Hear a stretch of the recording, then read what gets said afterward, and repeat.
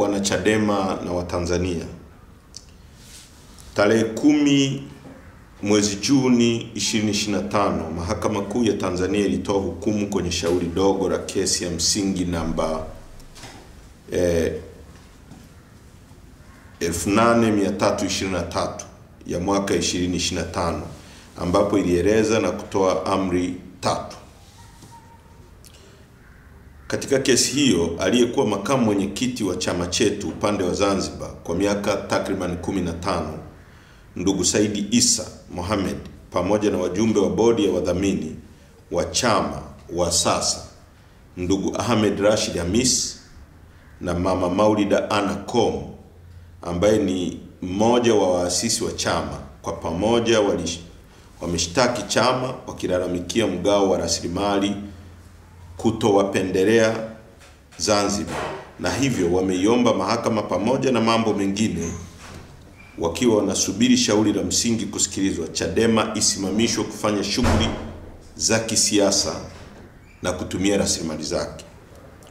Ndugu Saidi Isa Mohamed amekuwa kwenye nafasi ya makamu mwenyekiti Zanzibar kwa kipindi cha miaka 15, na katika kipindi chote cha uongozi wake ameshiriki vikao vyote vya chama ambavyo vilipitisha mgawanyo wa rasilimali za chama kwa nchi nzima, na hakuwahi kuona shida yoyote.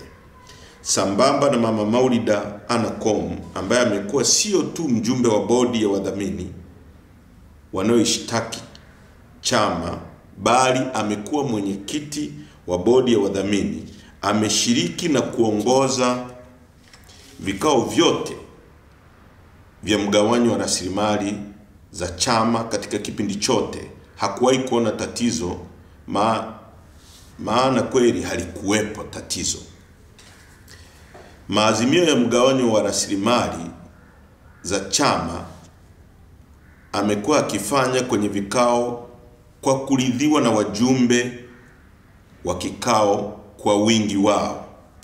Kama chama tunaona jambo hili linakuja kipindi hiki sio kwa bahati mbaya, bali ni hila ya kudhoofisha msimamo wa chama wa no reforms no election, ambao unabeba hitaji la nchi na wananchi kwa kipindi hiki. Kesi hii ina msukumo nyuma yake wa watu wenye nia off. Mama Maulida Ana Kom, siku ya kikao cha bodi ya wadhamini tarehe 15 Mei mwaka 2025, aliwataja watu 3 waliokwenda nyumbani kwake kumshawishi afungue shauri hili la madai ya mgawanyo wa rasilimali kwa Zanzibar. Na kesho yake tarehe 16, mbele ya kaimu naibu katibu mkuu bara Mheshimiwa Amani Gorugwa na wakili Edison Kiratu, aliwataja tena watu hao 3 ambao alisema walimfuata na kumwambia kuwa asaini barua ya madai ya fedha ili zipelekwe Zanzibar. Kwa maelezo ya mama Kom, hakuwa ameambiwa kuwa nyaraka hizo alizopelekewa na hao watu 3 ili azisaini zina maudhui ya kuiomba mahakama kuifungia Chadema kufanya shughuli za kisiasa. Mama Kom aliwaambia akina Mheshimiwa Amani Gorugwa kuwa alishangaa kusikia kuwa kesi imefunguliwa na yeye na wenzake wawili yenye hila ya kukiumiza chama, na yeye kama muasisi wa chama na mjumbe wa bodi ya wadhamini hawezi kushtaki chama. Aliomba mwenyewe ajitoe kwenye kesi hiyo. Kitendo cha mama Kom kuwepo mahakamani tarehe 10 Juni 2025 na kukana kiapo chake cha kujitoa alichosaini tarehe 16 Mei inathibitisha kuwa kuna jambo halipo sawa na ambalo lina msukumo wa mfumo wa serikali lenye lengo la kukidhoofisha chama. Hizi hila na nia ovu tumezijua, na kamwe kama chama hatuko tayari kusujudia na kupiga magoti kwenye mambo ya hovyo namna hii. tutapambana. Sasa hapa ni vizuri nikafafanua kidogo jambo hili. Said Issa Mohamed amekuwa makamu mwenyekiti wa chama chetu kama tulivyoeleza hapa kwa miaka 15.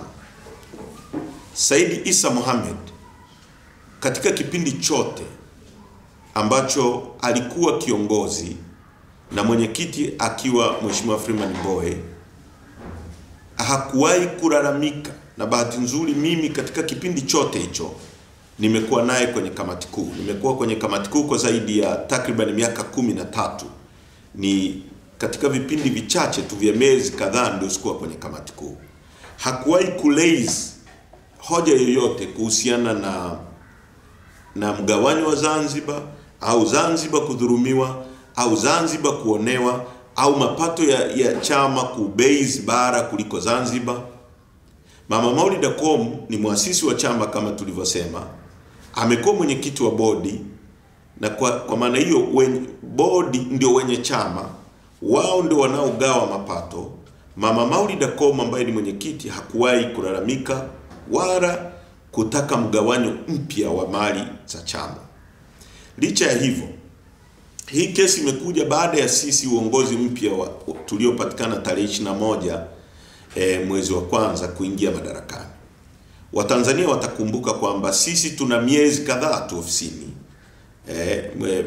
Tulichaguliwa tarehe 21, kufika mwezi wa 3 wakamkamata mwenyekiti. Ina maana mwenyekiti amekaa kwenye madaraka akiwa nje kwa chini ya miezi miwili tu, na sasa leo unaweza kusema ni takriban miezi 4 na sehemu tuko kwenye uongozi. Tangu tuingie madarakani hatujawahi kununua wembe au hata kijiko ambacho tungestahili kuwagawia Zanzibar, labda ionekane tumewagawia kwa kupendelea bara.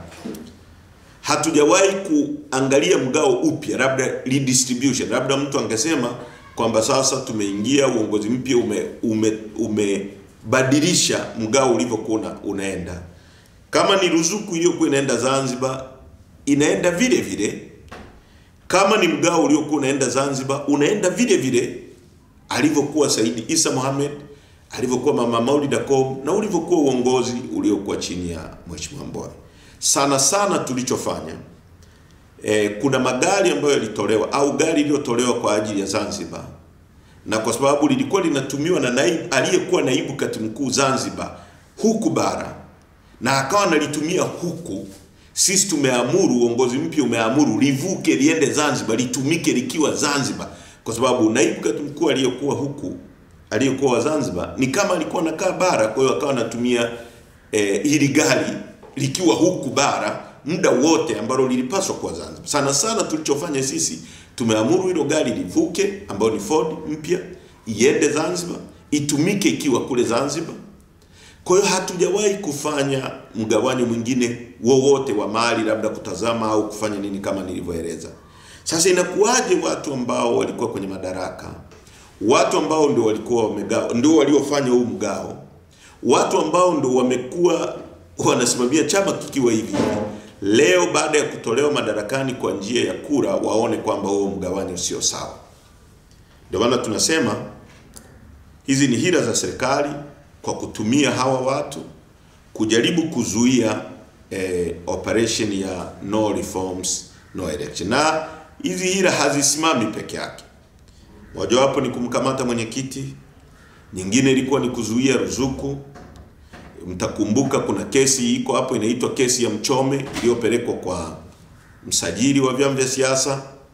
Hii yote ni kujaribu kudestabilize chama kishindwe kufanya shughuli zake, hasa shughuli za kusukuma hitaji la Watanzania ambalo kwa sasa ni no reforms no election kama tulivyoeleza. Na nieleze kwa kina zaidi, watu wengi wamekuwa wakisema kwa nini Watanzania hawajitokezi kusimamia mapambano, kuwa tayari kupambana. Lakini Watanzania walikuwa hawako tayari, kwa sababu kama watu wenyewe wanasiasa ndio hao wanasema hawako tayari kupoteza ubunge au diwani au vyeo kwa ajili ya Watanzania. Watanzania hao watakuwaje tayari kupoteza maisha yao kupambana Watanzania wako tayari kuunga mkono watu wanaopambania maslahi yao, ndoto zao. Sio ndoto za wanasiasa kupata ubunge, sio ndoto za wanasiasa kuwa marais, sio ndoto za wanasiasa kuwa madiwani. Watanzania wanaiunga mkono Chadema kwa sababu wanajua iko tayari kwa ajili ya mapambano ya kubadilisha maisha yao. Na hapo ndipo Watanzania sasa tunawaita wasimame na chama chetu ambacho kiko tayari kwa wanasiasa wao kuforgo ubunge, kuacha udiwani, kuacha urais kwa ajili ya kuunganisha nguvu na tubadilishe nchi hii. Kwa hilo ni la kwanza. Na nitaingia hoja ya pili. Hivyo katika shauri lililosikilizwa tarehe 10 mwezi Juni, amri zilizotolewa na mahakama chini ya Jaji Hamidu Mwanga ni pamoja na hapa nataka Watanzania wawe makini sana.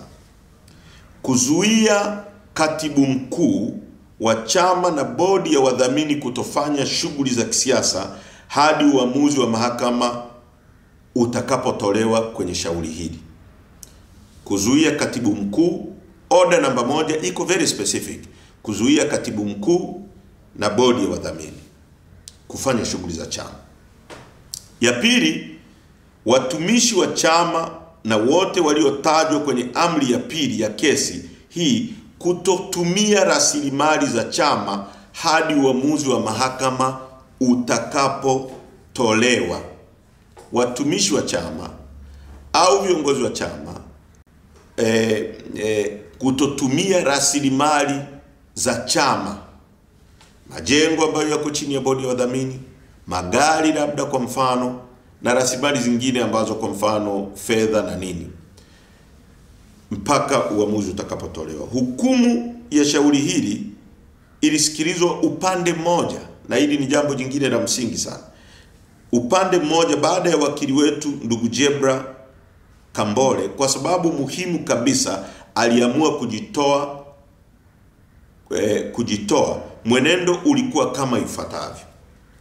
Jaji alikubali kujitoa kwake, na hata pale wakili Jebra aliposimama katika mazingira hayo na yeye kujitoa, ni vema mahakama ihairishwe.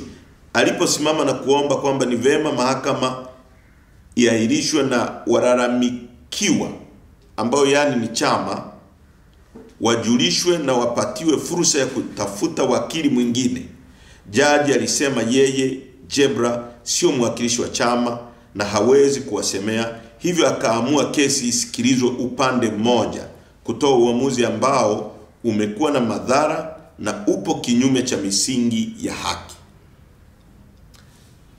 Hili ni muhimu pia nikalifafanua. Kwenye jambo kubwa kama hili ambalo wakili alijitoa baada ya kuona mwenendo hauko sawa, na sisi kwa sababu kama chama au mtu mwingine yoyote, msingi wa mahakama ni kumpatia mtu natural justice, haki ya asili, ambayo ni haki ambayo imetolewa tangu uwepo wa dunia, kwamba na yeye apate kusikilizwa. Na baada ya wakili kujitoa, chama hakikuwa na mwakilishi kama wakili, jaji alipaswa kuahirisha kesi ili atupatie sisi chama tarehe nyingine na atuombe kupeleka wakili ili tuwe na uwakilishi, tuwakilishwe kwenye kesi hii. Lakini katika mazingira ambayo sio ya kawaida, jaji alifanya uamuzi bila kuzingatia jambo kubwa hili ambalo natural justice, ambayo ni haki namba 1 katika masuala yoyote ya kisheria. Uamuzi huo umetolewa ukiwa unakiuka haki yetu ya asili ya kusikilizwa. Ni kanuni ya kawaida kabisa kuwa mtu asihukumiwe bila kusikilizwa. Kwa kuwa wakili wetu alijitoa na washtakiwa ambao ni bodi ya wadhamini na katibu mkuu wa chama hawakuwepo mahakamani, ilitakiwa jaji aahirishe kesi hiyo na kuwaita na kutoa nafasi kwa wadhamini na katibu mkuu kutafuta wakili mwingine na au wao kuamua kujitetea wenyewe. Kwa kitendo cha Jaji Hamidu Mwanga kuendelea kusikiliza kesi hiyo bila kuwaita wadhamini na katibu mkuu, hiyo inaonyesha kuwa tayari alikuwa na uamuzi wake kichwani uliopendelea upande mmoja. Wanasheria wetu wametujulisha kuwa amri mbili za zuio alizozitoa Jaji Hamidu Mwanga zinafanana sana na maombi yaliyo katika kesi ya msingi. Hivyo ni wazi kuwa amri hizo mbili zilizotolewa vile vile zipo katika kesi ya msingi, na hivyo inatoa tafsiri kwamba tayari jaji amekwisha fanya uamuzi wa kesi ya msingi, na hivyo kesi ya tarehe 24 Juni ni kiini macho. Katika mazingira hayo, je, unategemea haki gani kutoka kwake? Sisi Chadema tunasema kama jaji anakiuka misingi ya kawaida kabisa ambayo majaji wa rufaa katika kesi ya CPC International Inc. vs. Zainab Grain Millers Limited, Civil Appeal number 49 of 1995, ambapo jopo la majaji wa mahakama ya rufaa Jaji Mzava, Jaji Mfarira na Jaji Lubuva JJA walisema ni elementary. Sasa ni elementary, yani hiyo haki ni elementary. Sasa tunatendewaje haki na Jaji Hamidu Mwanga? Mimi kwa niaba ya Chadema nasema hatuna imani na Jaji Mwanga kwa sababu hatuamini kama kuwanyima haki ya kusikilizwa bodi ya wadhamini wa chama na katibu mkuu wa chama ni makosa ya kibinadamu. Badala yake tunaona alifanya akijua ili kutimiza lengo lake. Aidha, sababu ya pili inatokana na historia ya Jaji Mwanga. Mheshimiwa Jaji Mwanga ameteuliwa akitokea Tume ya Uchaguzi Zanzibar ZEC. Msimamo wa Chadema dhidi ya INEC pamoja na ZEC mara zote tunazikosoa kwa utendaji na muundo wake. Katika mazingira hayo, kesi inayohusu Chadema anapangiwa jaji anayetoka kwenye taasisi ambayo tunailalamikia. Hatuoni kama tunatendewa haki, na kweli hatujatendewa haki. Sisi tunamuona akiwa na mgongano wa kimaslahi, yani conflict of interest, na kwa sababu hizo tunaomba Jaji Mwanga ajitoe katika kusikiliza kesi yetu. Chadema tunapenda tusomeke kuwa sisi ni wapigania haki na pia tunaheshimu misingi ya sheria na utawala bora. Tuna wajibu wa kuheshimu maamuzi ya mahakama katika misingi iliyo ya haki na kweli. Kamwe hatutasujudu kwenye mambo ya hila na ukandamizaji. Wanasheria wetu wametushauri na zipo hatua za kisheria zinazoendelea kuhusiana na shauri hili. Tuna kusudi la kuomba mapitio upya, yani review ya hukumu hiyo ya tarehe 10 Juni 2025, maana amri zilizotolewa hazina msingi wa haki. Wakati jambo hili likiendelea kufanywa na wanasheria wetu, tunawaelekeza viongozi na wanachama mambo yafuatayo. Moja, amri ya zuio la kutojishughulisha na shughuli za siasa limeelekezwa kwa katibu mkuu na bodi ya wadhamini. Hivyo, viongozi wengine wote na wanachama tunawaelekeza kuendelea na shughuli za kisiasa kama kawaida bila kutumia rasilimali za chama. Ninanukuu amri za mahakama kuu kama ifuatavyo: that the respondent,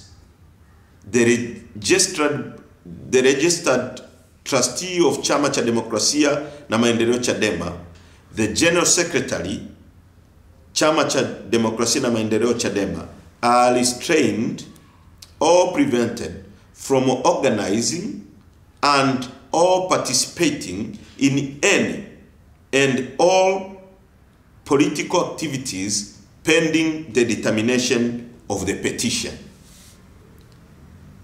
Hivi sasa chama kipo kwenye programu ya kichama ya kuziba mapengo. Vikao hivi viendelee na kazi hii ikamilike kama ilivyopangwa. 2. Chama kinawaelekeza viongozi wengine wote na wanachama, wakati tukisubiri hatua za kisheria ambazo wanasheria wetu wanachukua sambamba na kesi ya msingi, rasilimali za chama zisitumike wakati tunaendelea na hatua hizi za kisheria. Ninanukuu amri za mahakama kuu kama zilivyoandikwa kwenye hukumu. That the respondent, the registered trustee of Chama cha Demokrasia na Maendeleo Chadema, the General Secretary of Chama cha Demokrasia na Maendeleo Chadema, their servants, workmen, agents, and 1920 or whosoever purporting to act on respondent behalf are restrained from utilizing the properties and assets of the party pending the determination of the petition. Viongozi wengine wote na wanachama wajitolee kwa rasilimali zao binafsi kufanya shughuli za kisiasa ili kukamilisha programu za chama ambazo zilitakiwa kukamilishwa. Wanachama waache kutumia rasilimali za chama kama mahakama ilivyoelekeza. 3. Chama kinawaelekeza viongozi wengine wote na wanachama kujihusisha wenyewe kwenye shughuli za kijamii kimaalum kama sadaka ya kujitolea kwa wananchi, kwenda kuchangia damu kwa Watanzania wenzetu wenye uhitaji, kwenda kutembelea vituo vya wenye uhitaji, yani watoto na wazee, na kuwapa faraja, kwenda mahospitalini na kuwapa faraja wagonjwa, kwenda masokoni, kwenye maeneo ya umma kujitolea kufanya usafi, kwenda kwenye maeneo ya umma na kupanda miti aidha ya matunda au ya vivuli angalau ndani ya siku 30 kutoka tarehe ya taarifa hii. Tupande miti 1,000,000. Kwenda kwenye maeneo ya ibada, misikiti na makanisa, kushiriki na waumini wengine kumuomba Mungu, kwenda kwenye misiba na kuomboleza na wafiwa ili kuwapa faraja na matukio mengine mbalimbali yanayotokana kuwa sawa na kwenye jamii inayowazunguka. Matukio yote haya yaratibiwa na viongozi na wanachama. Kwa wingi wenu muhusike kikamilifu katika matukio haya ya kijamii ambayo yanadumisha umoja na upendo wetu kama Watanzania. Ni muhimu nikafafanua hili. Wakati wa utawala wa kidikteta wa makaburu wa Afrika Kusini, ambapo chama cha kiukombozi cha ANC viongozi wake walishambuliwa, waliuawa, walifungwa jela kama mnavyojua, wakina Nelson Mandela na kina Ahmed Kathrada ambao walikaa gerezani kwa zaidi ya miaka 27, na viongozi wengine wakina Thabo Mbeki wakakimbia wakati baba yake Govan Mbeki naye alikuwa gerezani Robben Island. Wanachama wa ANC ambao makaburu walilenga, walipokifuta chama walilenga kwamba chama kipotee, hawakuruhusu hiyo hali itokee. Walikuwa wanakwenda kwenye maeneo ya mikusanyiko, kwa sababu wakati ule kama ilivyo sasa tumepigwa marufuku, wanajaribu kutupiga marufuku kukutana viongozi wa chama tukiwa kwa pamoja. Wale wanachama na viongozi wa ANC walikuwa wanakwenda kwenye misiba, waliunda timu za mpira, walikuwa wanaenda kwenye makanisa ili kuwapa nafasi ya kukutana na jamii, kuongea na jamii, ili kuwapa nafasi ya kuwa karibu na jamii, na sisi kama chama kinachoshambuliwa na serikali kwa sasa kwa lengo la kukiumiza, kwa lengo actually la kuonesha wanachama wetu kwamba chama kimesambaratika, na huku nyuma wakiwa na vyama walivyounda. Ukiangalia mashambulizi yetu yanalenga kuwatisha wanachama kwamba chama kimeparaganyika, kimesambaratika. Kwa hiyo wanawaelekeza wanachama wetu waende kwenye vyama vingine ambavyo ni vyama mamluki vya serikali.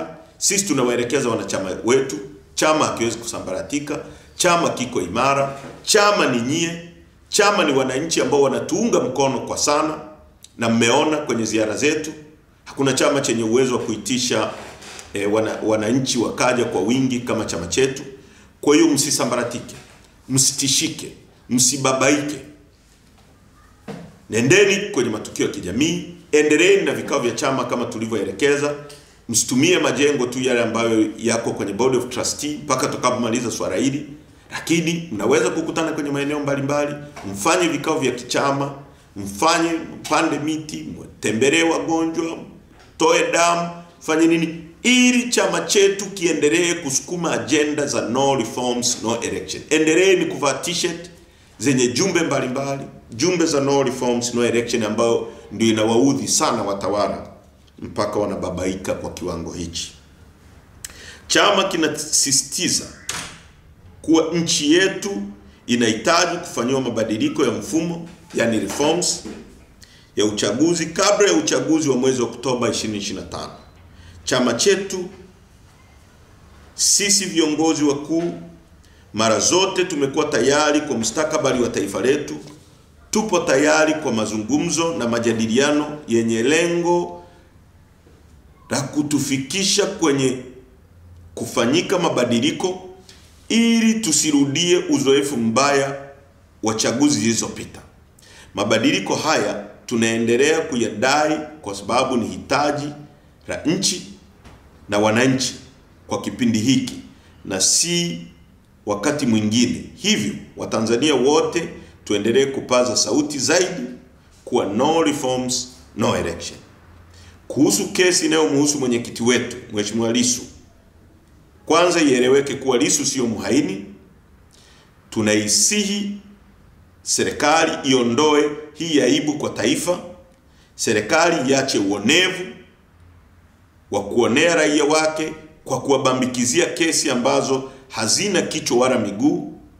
Ni rai yetu kuwa serikali kupitia mwendesha mashtaka DPP wamwachie huru Mheshimiwa Tundu Lissu, kwa kuwa wao wanajua na Watanzania wanajua na dunia inajua kuwa Lissu sio mhaini.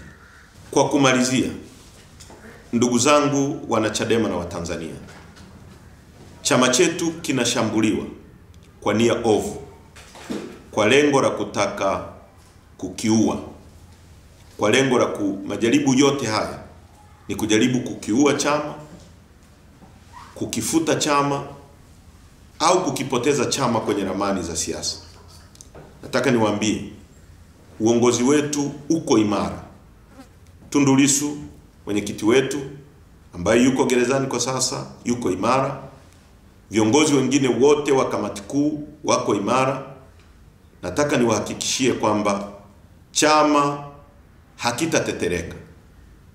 Uungwaji wenu mnavyotuunga mkono ndio inayomtisha watu wanaotufanyia matendo ya kigaidi, ya kihaini, ya kidikteta kujaribu kukifuta chama chetu. Msitetereke, msibabaike. Tuko kwenye ukweli na tutashinda vita hii. Hii ni vita ya kurudisha nchi hii kwenye mikono yenu. Ni vita ya kuhakikisha kwamba rasilimali za nchi yetu zinatumika kubadilisha maisha yenu. Ni vita ya kuhakikisha kwamba kama mtoto wa waziri anavyosoma vizuri na mtoto wako mwanakijiji asome vizuri. Ni vita ya kuhakikisha kwamba kama rais anavyotibiwa vizuri na wewe Mtanzania kwa kutumia rasilimali zetu utibiwe vizuri. Ni vita ya kuhakikisha kwamba kama mtoto wa mkurugenzi fulani anavyopata maji na umeme kwenye nyumba nzuri, na wewe mtoto wako na wewe upate maji na umeme kwenye nyumba unayokaa. Ni vita ya kuhakikisha kwamba na wewe usafiri kwa staha kama wengine wanavyosafiri. Kwa chama kinachopigana vita hiyo ni Chadema. chama ambacho kimekataa kujiunga na wadhalimu kupoteza haki hiyo. Endeleeni kukiunga chama chetu mkono, msitetereke, msibabaike, msitishike.